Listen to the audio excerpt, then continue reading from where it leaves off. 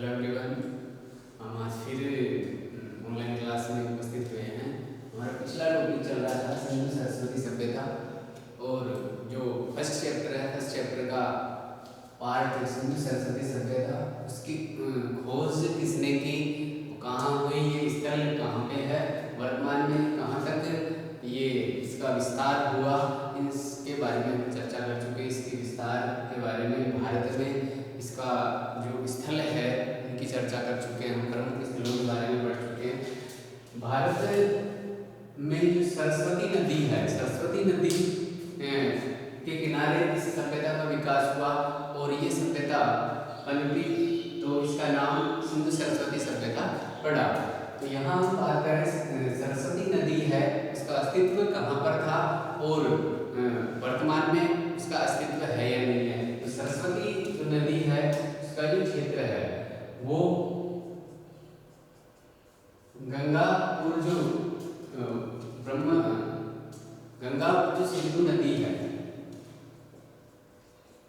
गंगा और सिंधु नदी का जो क्षेत्र है, बहाव क्षेत्र के बहाव क्षेत्र, या अर्थात हम कह सकते हैं कि सरस्वती नदी है वो इनकी सहायक नदी मानी जा सकती है। तो गंगा और सिंधु नदी के बहाव क्षेत्र में सरस्वती नदी बहती थी और इसके इन दोनों नदियों के बीच का क्षेत्र ये सरस्वती नदी था। सरस्वती नदी है, इसका प्रवाह क्षेत्र है ये वैदिक काल में सरस्वती नदी है वो जीवन का मुख्य आधार था। वैदिक साहित्य में सरस्वती नदी, वैदिक साहित्य में सरस्वती नदी है उसको देवी तमे, अम्बिका में और नदी तमे कहा गया है। इसको वैदिक साहित्य में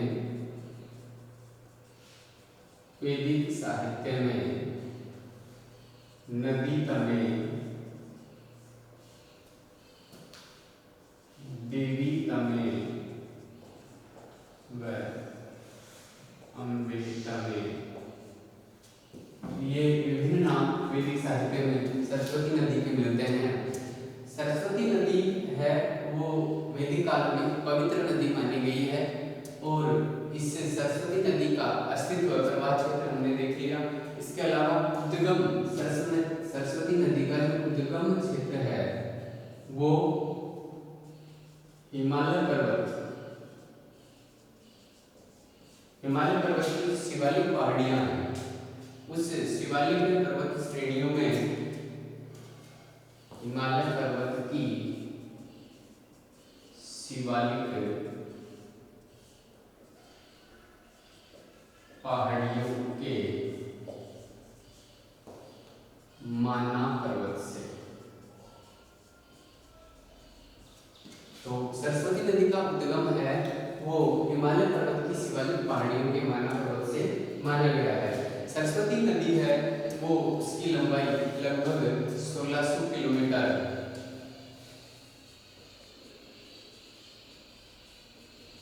1600 किलोमीटर, चौड़ाई 3 से 12 किलोमीटर मानी गई है। तो इस तरह से इसका जो बहाव क्षेत्र है, ये बहाव क्षेत्र या प्रवाह क्षेत्र गंगा और सिंधु के बीच का जो क्षेत्र है वो वैदिक साहित्य में इसको नदी तमे, देवी तमे और अम्बिका में कहा गया है। इसी तरह इसका उद्गम स्थल है वो हिमालय पर्वत की शिवालिक पहाड़ियों के माना पर्वत से माना गया। ये लंबाई इसकी 1600 किलोमीटर और चौड़ाई जो है 3 से 12 किलोमीटर तक चौड़ाई में ये बहती थी। प्राचीन जो वैदिक साहित्य है, वैदिक साहित्य में सरस्वती नदी को पवित्र नदी कहा गया है, पवित्र नदी कहा गया है, पवित्र नदी माना गया है इसको, सरस्वती नदी को। इसके अलावा जो प्रसिद्ध इतिहासकार है वी.एस.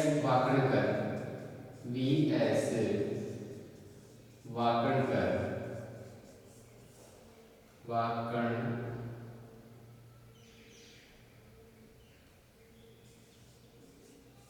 इन्होंने सरस्वती नदी के मार्ग को खोजने का प्रयास किया सबसे पहले वीएस वाकणकर ने। इस कालांतर में ये नदी है वो विलुप्त हो गई, तो इस सरस्वती नदी का विलुप्ति का कारण सरस्वती नदी कालांतर में विलुप्त हो गई, और विलुप्ति का कारण है भूगर्भीय परिवर्तन।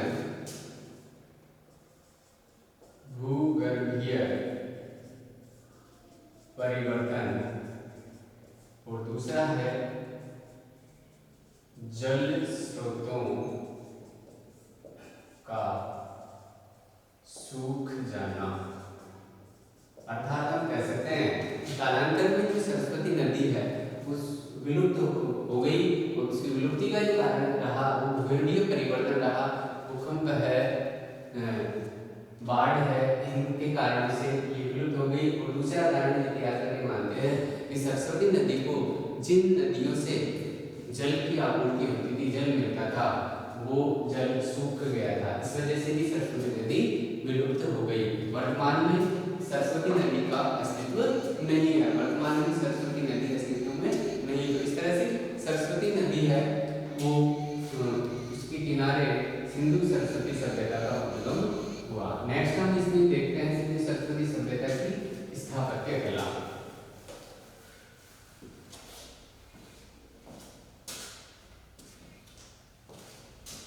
सिंधु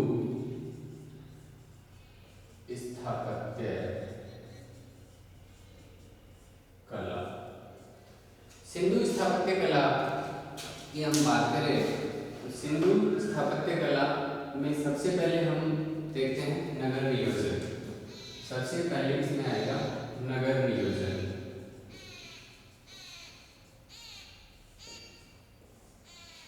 सिंधु सरस्वती सभ्यता के नगर नियोजन की बात करें, स्थापत्य कला में नगर नियोजन, तो नगर की सुदृढ़ एक हम कह सकते हैं व्यवस्थित नगर प्रणाली निर्माण थी। सिंधु सभ्यता है, सिंधु सरस्वती सभ्यता एक नगरीय सभ्यता मानी गई है, नगरीय सभ्यता थी ये, नगरीय सभ्यता। इसमें नगरों का विकास वर्तमान नगरीय प्रणाली के अनुसार हुआ, और जो नगर है वो दो भागों में बटा हुआ था। नगर दो भागों में बटा हुआ था। जो ऊपरी भाग था, एक ऊपरी भाग है वो कहलाता था गढ़ी, और नीचे का जो भाग है वो कहलाता था नगर। तो ऊपर दो भागों में बटा हुआ था, नगर है वो दो भागों में बटा हुआ है। ऊपर का जो भाग है, ऊंचाई पर जो भाग होता था उसको गढ़ी कहा जाता था, और नीचे वाले भाग को नगर कहा जाता था।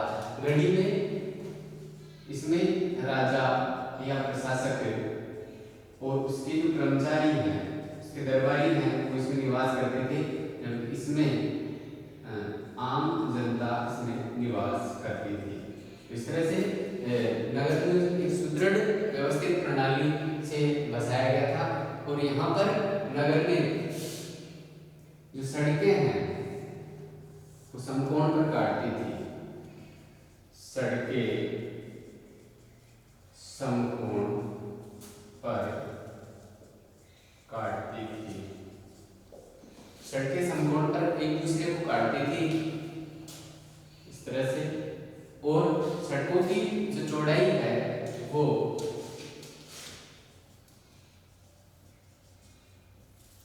9 से 34 फीट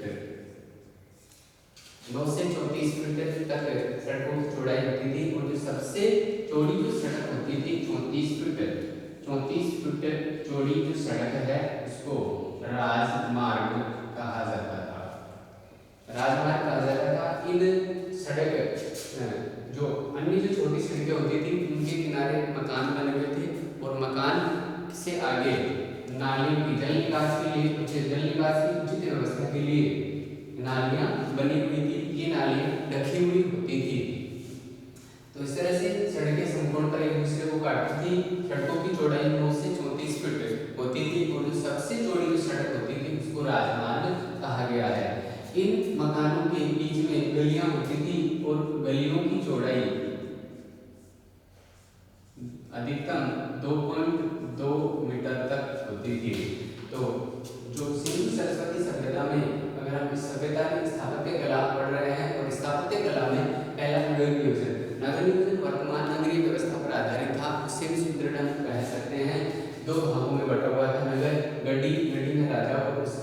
प्रशासनिक जो लोग होते थे वो इसमें रहते थे, और नगरीय भाग जो नीचे का भाग होता था उसको नगर कहा जाता था, और इसमें सामान्य जनता निवास करती थी। सड़कें संपूर्ण पर काटती थी और उनकी चौड़ाई। इसके बाद में हम देखते हैं इसी में जो सड़कों का जो अनुपात है, सड़कों का अनुपात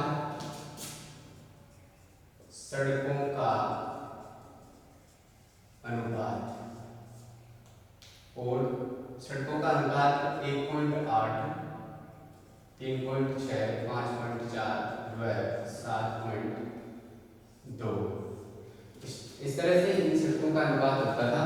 इसके अलावा जो ईंटें थी उनका ईंटों का अनुपात 1:2:4। इस तरह से ये ईंटों का अनुपात था 1:2:4, और जो सड़कें बनाई जाती थी उनका अनुपात 1:1.8, 3.6, 5.4 और 7.2 जो अनुपात है उसमें ये बनाई जाती थी, मीटर में होती थी। इस तरह से सड़कों का निर्माण होता था। नालियों जो बनती थी,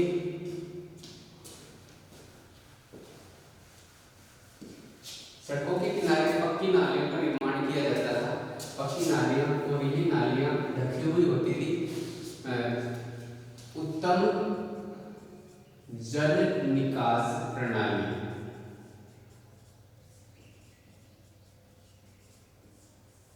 उत्तम जल निकास प्रणाली गंदे पानी की निकासी के लिए जो नालियां बनी हुई थी, उत्तम जल निकास प्रणाली थी।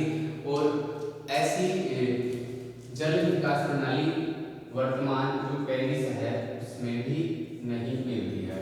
तो इस तरह से जो जल निकास प्रणाली है उसका एक डायग्राम है, वो इस तरह से है। इस तरह से ये नाली है, तो इस नाली में बीच बीच में चैम्बर होते थे।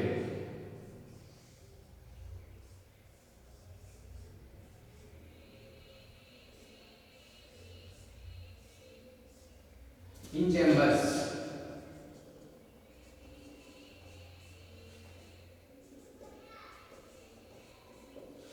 चैम्बर होते थे। चैम्बर में जो भारी जो कचरा होता था वो जमा हो जाता था, और इन चैम्बर्स के ऊपर सोर्स गर्त लगे हुए थे। सोर्स गर्त, और इन सोर्स गर्त या ढक्कन होते थे, इनको हटा करके यहाँ से कचरा निकाल लिया जाता था। तो इस तरह से ये वर्तमान जो नगर निगम व्यवस्था है, नगर पालिका, उससे भी बेहतर जल निकास प्रणाली सिंधु सभ्यता की पाई जाती थी। इस तरह से इन नालियां कभी भी ओवरफ्लो या फुल भरी हुई नहीं होती थी, इनमें पानी लगातार बहता रहता था। तो इस तरह से उत्तम जल निकास प्रणाली। नेक्स्ट हम देखते हैं इसमें दूसरा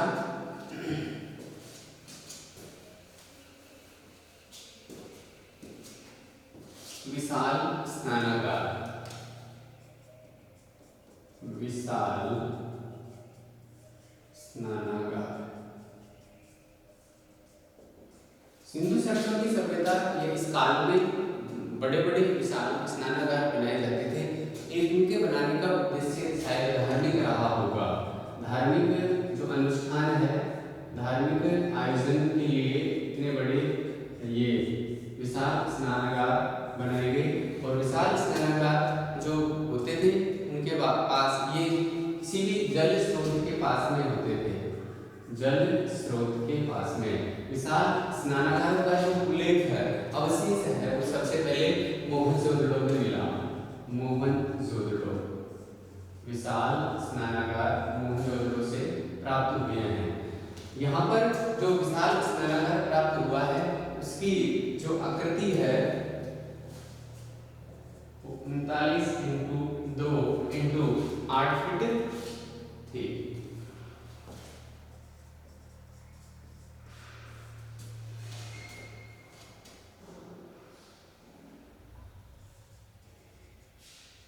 आकार, ये आकार था 39x2x8 फीट जो का है विशाल स्नानागार मोहनजोदड़ो से प्राप्त हुआ। और ये विशाल स्नानागार है वो धार्मिक आयोजन के लिए बनाए जाते थे, और ये किसी भी कुएं या जल स्रोत के पास में बनाए जाते थे। प्रत्येक जो घर होता था उसके अंदर कुएं भी बने होते थे। स्नानागार है वो कुओं के पास बनाए जाते थे, कुओं के पास बनाए जाते थे। तो इस तरह इन स्नानागारों का जो जल स्रोत है वो कुएं होते थे।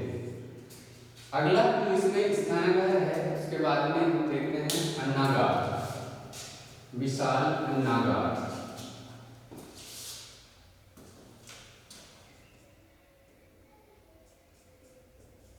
विशाल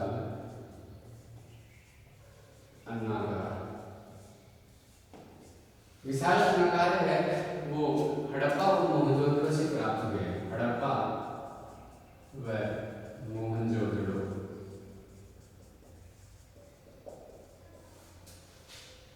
यहाँ हम बात करें सिंधु सरस्वती काल की या सभ्यता, जो सिंधु सभ्यता काल है उसमें जो बड़े बड़े अन्नागार या अन्न के भंडार रहेंगे, क्योंकि उस समय जो इनका आधार था, जीवन का आधार कृषि है, तो अतिरिक्त जो अनाज उत्पादन होता था, उत्पादन अधिक होता था, उसको अपने जैसे अकाल की स्थिति में या आपदा की स्थिति में उस अन्न को काम में लिया जाता था। तो इस तरह से ये विशाल अन्नागार बनाते थे। ये अन्नागार है वो नदियों के किनारे होते थे, नदियों के किनारे विशाल अन्नागार बनाए जाते थे ताकि आने जाने में कोई दिक्कत नहीं हो। इस तरह से हड़प्पा और मोहनजोदड़ो में विशाल अन्नागार के अवशेष प्राप्त हुए हैं।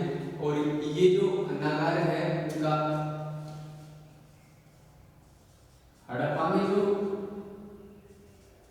में प्राप्त अन्नागार का आकार, जो हड़प्पा में अन्नागार प्राप्त हुआ है उसका आकार था 45.71 इंटू 15.2 मीटर। ये लंबाई है, ये चौड़ाई है। इस तरह से हड़प्पा से जो प्राप्त हुआ अन्नागार का आकार 45.71 इंटू 15.2 मीटर का जो है वो अन्नागार प्राप्त हुआ है। इसके अलावा हम बात करें जो मोहनजोदड़ो में जो अन्नागार प्राप्त हुआ,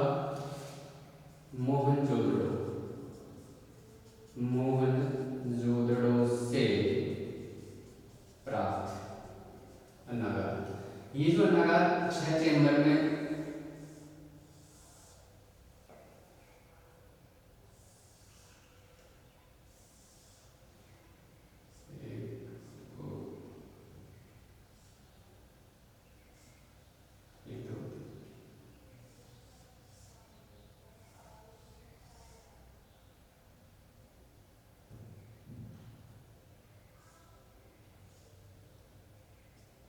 इस तरह ये 6 चेंबर में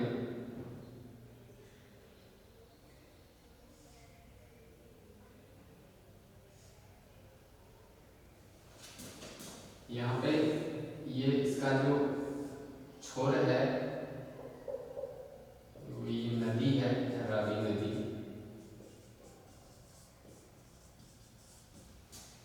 तो ये विशाल अन्नागार मोहनजोदड़ो से प्राप्त हुआ है। इन दोनों के जो बीच की जो है 23 फीट का अंतर होता था इन दोनों के बीच में, और इस तरह से इन चैम्बरों में अनाज भर दिया जाता था। तो ये रावी नदी के तट पर ही ये अन्नागार प्राप्त हुआ है। इस नदी के किनारे इसको बनाने का उद्देश्य ये होता था कि यहाँ से जो परिवहन है वो आसानी से हो जाता था, तो जहाज है वो यहाँ से आते और इधर से ये अनाज यहाँ भर दिया जाता था। तो इसका जो छोर है वो रावी नदी के तट के पास में होता था। इस तरह से मोहनजोदड़ो के से ये विशाल अन्नागार प्राप्त हुआ है। भंडारण कक्ष होते थे। इसके बाद में आते हैं ये हड़प्पा और मोहनजोदड़ो में विशाल अन्नागार मिले। उसके बाद में आते हैं जलाशय और स्टेडियम के अवशेष। फोर्थ आता है जलाशय व स्टेडियम।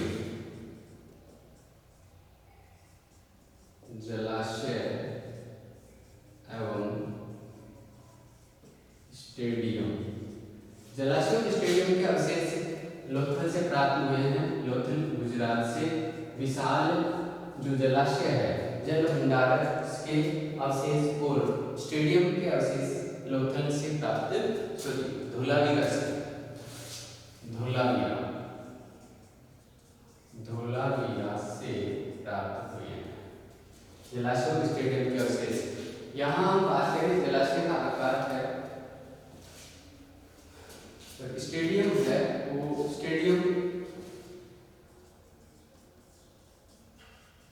स्टेडियम का आकार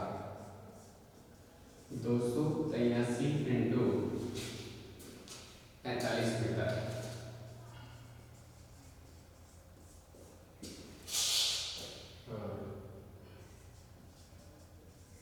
जलाशय का आकार 95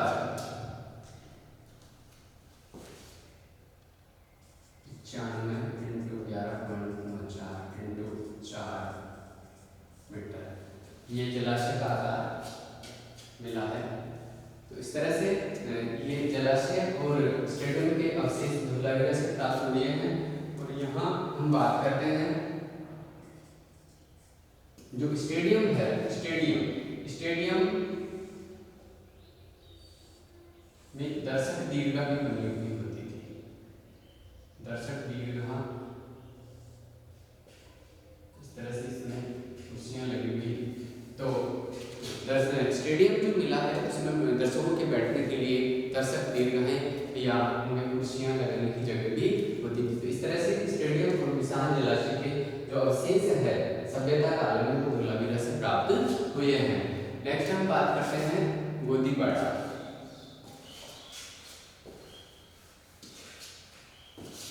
गोदीपाड़ा या बंदरगाह ये लोथल से प्राप्त हुआ है। विशाल गोदीपाड़ा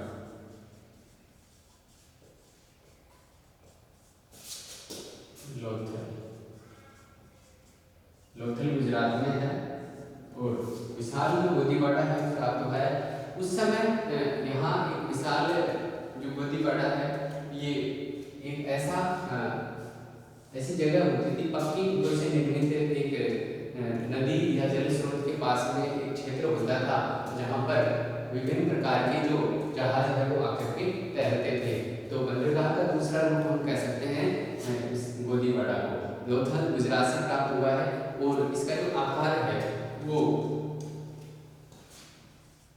214 इंटू 36 मीटर का एक विशाल वो है गोदीपाड़ा प्राप्त हुआ है। और ये वर्तमान जो विशाखापट्टनम है, विशाखापट्टनम उससे भी बड़ा ये गोदीपाड़ा विशाखापट्टनम से भी बड़ा है। इस तरह से विशाल गोदीपाड़ा के अवशेष लोथल गुजरात से प्राप्त हुए हैं। नेक्स्ट हम देखते हैं सिंधु सभ्यता की कला, लिपि और शैली। नेक्स्ट इस तरह से हम सिंधु स्थापत्य कला में 5 जो पॉइंट है वो हमने पढ़े। नगर नियोजन, विशाल स्नानागार, विशाल बंदरगाह, जलाशय स्टेडियम के अवशेष और विशाल गोदीपाड़ा। नेक्स्ट जो हम पढ़ते हैं इसमें कला, लिपि और विज्ञान।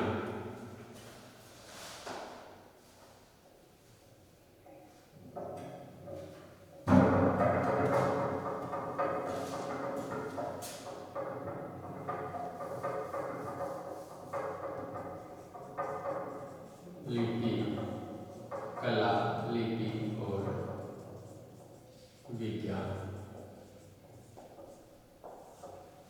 तो हड़प्पा सभ्यता में या सिंधु सभ्यता में विभिन्न प्रकार के जो अवशेष प्राप्त हुए, जैसे विभिन्न प्रकार के मणके हैं, मूर्तियां हैं, मृत भांड है, बर्तन, कांस्य की मूर्तियां, पात्र, मोहरे आदि से प्राप्त हुई है। सभ्यता या हड़प्पा सभ्यता से विभिन्न प्रकार के अवशेष प्राप्त हुए हैं। इसमें सेल खड़ी से निर्मित योगी की मूर्ति, सेलकड़ी से निर्मित योगी की मूर्ति प्राप्त हुई है। एक नर्तकी की कांस्य नर्तकी की मूर्ति, कांस्य नर्तकी की मूर्ति। कांस्य नर्तकी की मूर्ति के अलावा एक कुबड़दार बैल भी मिला है। कुबड़दार बैल, कुबड़दार बैल के अवशेष भी मिले हैं। इसके अलावा जो 2500 लेख है वो भी उपलब्ध हुए हैं सिंधु सरस्वती सभ्यता से। इसके अलावा एक सबसे बड़ा जो अक्षर है, सबसे बड़ा अक्षर 17 अंक का, सबसे जो बड़ा है वो एक अक्षर मिला था इस सभ्यता काल में और वो 17 अंक का है। और इसको ये जो मिला है वो धोलावीरा से मिला, धोलावीरा से। यहाँ हम बात करें लिपि जो है सिंधु सरस्वती की जो लिपि थी, लिपि है वो भाव चित्रात्मक। यहाँ से जो मोहरे प्राप्त हुई है या जो मूर्तियां प्राप्त हुई है, यह उनसे ये पता चलता है कि इस समय की जो लिपि है वो भाव चित्रात्मक लिपि थी। भाव चित्रात्मक लिपि का प्रयोग हुआ।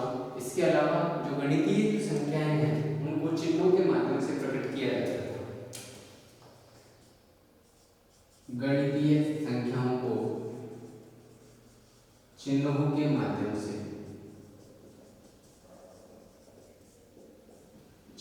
माध्यम से प्रकट किया जाता था। इसके अलावा कालीबंगा व लोथल, कालीबंगा और लोथल जो स्थल थे वहां से खोपड़ी के अवशेष मिले,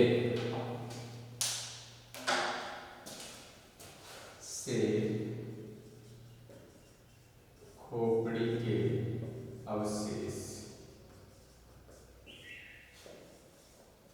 ये विज्ञान से संबंधित है। खोपड़ी से, कालीबंगा से खोपड़ी जो मिली है इसमें 6 छेद, यानी ये जो कालीबंगा में जो खोपड़ी मिली है, खोपड़ी के अवशेष मिले कालीबंगा में, उस खोपड़ी में 6 छेद निकले हुए थे। ये 6 छेद इस बात का प्रमाण देते हैं कि शायद उस समय के लोग शल्य चिकित्सा से परिचित होंगे। तो ये विज्ञान की जो देन है कालीबंगा से और लोथल से जो खोपड़ी के अवशेष मिले इससे प्रकट होता है और शल्य चिकित्सा का प्रमाण ये माना गया है। इसके अलावा हम बात करें जो बर्तन है मिट्टी के, मृद भांड है वो कुम्हार के, मृद भांड है कुम्हार के चाक से, मृद भांड कुम्हार के चाक पर बनाए जाते थे। तो इस तरह से कुछ अवशेष प्राप्त हुए हैं। शिल्पकला से निर्मित योगी की मूर्ति, कांस्य निर्मित नर्तकी की मूर्ति, कुबड़दार बैल, 2500 लेख भी उपलब्ध हुए। इससे सबसे बड़ा जो अक्षर जो मिला है 17 अंकों का मिला है, ये धोलावीरा से प्राप्त हुआ है। सबसे बड़ा लेख भी उस समय का ये माना गया है। गणितीय संख्याओं को चिन्हों के माध्यम से ही प्रकट किया जाता था। मृद भांड कुम्हार के चाक से बनाए जाते थे। इसके अलावा कालीबंगा और लोथल से खोपड़ी के अवशेष प्राप्त हुए हैं और ये जो कालीबंगा से जो खोपड़ी मिली है उसके सिर में 6 छेद थे और ये 6 छेद इस बात को प्रमाणित करते हैं कि उस समय के लोग शल्य चिकित्सा से परिचित होंगे। नेक्स्ट हम देखते हैं आर्थिक जीवन। सिंधु सरस्वती सभ्यता के लोगों का आर्थिक जीवन कैसा था, इस तरह से वो अपना जीवन यापन करते थे। व्यापार वाणिज्य कैसा था, कृषि पशुपालन है वो किस तरह से था, जो व्यवसाय कैसे चलाते थे। तो इस तरह से जो नेक्स्ट है वो है आर्थिक जीवन। आर्थिक जीवन में सबसे पहला जो है वो आता है कृषि। कृषि की हम बात करें सिंधु सभ्यता में जो लोगों का मुख्य आधार है वो कृषि था और उन्नत अवस्था में थी। कृषि उन्नत अवस्था में थी। इस बात का प्रमाण हम देख चुके हैं कृषि उन्नत अवस्था में थी, इस बात का अभी हमने देखा है विशाल अन्नागार। इसका उदाहरण है ये कि उन्नत अवस्था में कृषि थी तो अनाज ज्यादा होता था, वो कहाँ भंडारित कर दिया जाता था, विशाल अन्नागारों में। तो इस तरह से हम कह सकते हैं कृषि उन्नत अवस्था में थी। इस काल की जो प्रमुख जो फसल होती थी वो थे गेहूं, जो चावल, मोटे अनाज की हम बात करें, मोटे अनाज इसमें कह सकते हैं ज्वार, दाल,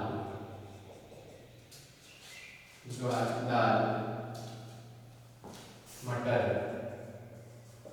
रागी, सांबा आदि जो फसलें हैं उस समय की प्रमुख फसलें मानी गई है। गेहूं जो मोटे अनाज, ज्वार, तो इस तरह से जुताई में है वो लकड़ी का हल,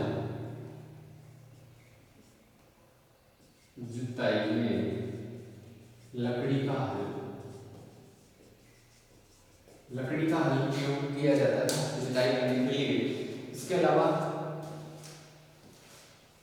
जो विभिन्न जैसे कुछ हल ऐसे मिले हैं जहाँ 2 बैलों का प्रयोग, कुछ ऐसे हल मिले हैं यहाँ 4, 6, 12 बैलों का प्रयोग भी किया जाता है। इस तरह से विभिन्न प्रकार के हल यहाँ से खुदाई में प्राप्त हुए हैं। एक कालीबंगा है, कालीबंगा से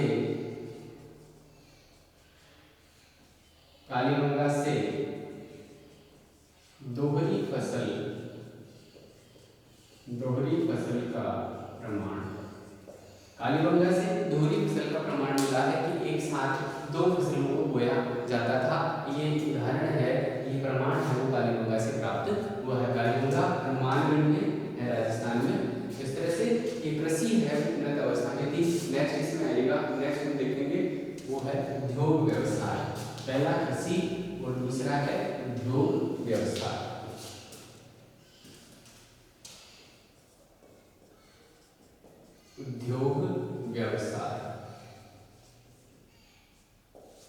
उद्योग व्यवसाय की बात करें तो विभिन्न प्रकार के कारखाने इस काल में थे। तांबे और कांसे का प्रयोग किया जाता था, तांबे व कांसे का प्रयोग इस काल में होता था। तांबे और कांसे का प्रयोग इस काल में हुआ। उपकरण से ऐसे कुछ कलाकृतियां मिली है। तांबे के जो उपकरण है, ताम्र उपकरण प्राप्त हुए हैं। इसमें ताम्र उपकरण, विभिन्न प्रकार के ताम्र उपकरण इस काल में प्राप्त हुए हैं। जैसे हम बात करें मछली पकड़ने का कांटा है, इसके अलावा आरी, तलवारें, दर्पण, कांटा, आरी, तलवारें, ये मछली पकड़ने का कांटा, मछली पकड़ने का कांटा। तो आरी, तलवारें, इसके अलावा दर्पण, छेनी आदि विभिन्न प्रकार के जो उपकरण है वो खनन से प्राप्त हुए बर्तन है। आभूषण, इस काल में जो आभूषण थे, यहाँ बाणाग्र है आदि। इसके अलावा जो आभूषण है, आभूषणों से पता चलता है कि जो धातु उद्योग है उन्नत अवस्था में था। आभूषण बनाने के कारखाने, मनके बनाने के कारखाने भी यहाँ चौहंदड़ों से प्राप्त हुए हैं। लोथल व चौहंदड़ों से। इस तरह से उद्योग उन्नत अवस्था में था। इस काल में विभिन्न प्रकार के उपकरण जो मिले हैं धातुओं के, उनसे पता चलता है। आभूषण लोग जो पहनते थे, आभूषणों से भी ये पता चलता है कि यहाँ पर ये कारखाने से मनके बनाने के कारखाने लोथल और चौहंदड़ों से। इसके अलावा हम बात करें जो धातु है, यहाँ आभूषण जो मनके हैं, मनके तांबे, कांसे, पत्थर, कीमती जो पत्थर है उनसे बनाए जाते थे। इसके अलावा मोहरे जो प्राप्त हुई है मोहरे, 2500 मोहरे प्राप्त हुई है। इन मोहरों पर विभिन्न प्रकार के पशु पक्षियों की आकृतियां, मानवाकृतियां इन मोहरों पर अंकित होती थी। इसके अलावा कपास की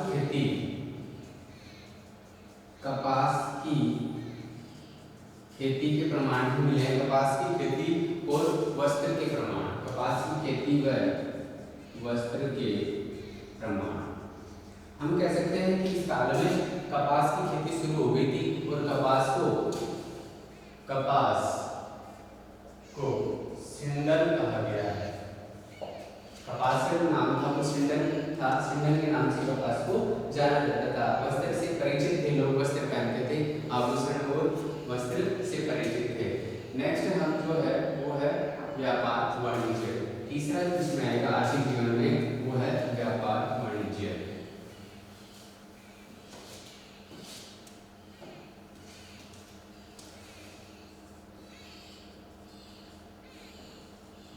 व्यापार वाणिज्य थर्ड पॉइंट है, हम नेक्स्ट क्लास में पढ़ेंगे इसको। और इसके बाद आर्थिक जीवन में जो भी बाकी रह गया नेक्स्ट क्लास या नेक्स्ट वीडियो में हम इसको पढ़ेंगे। हमने सिंधु संस्कृति सभ्यता की स्थापत्य कला है, लिपि कला और विभिन्न विज्ञान के बारे में पढ़ा। नेक्स्ट क्लास में हम ये व्यापार वाणिज्य के बारे में, सामाजिक धार्मिक जीवन आदि के बारे में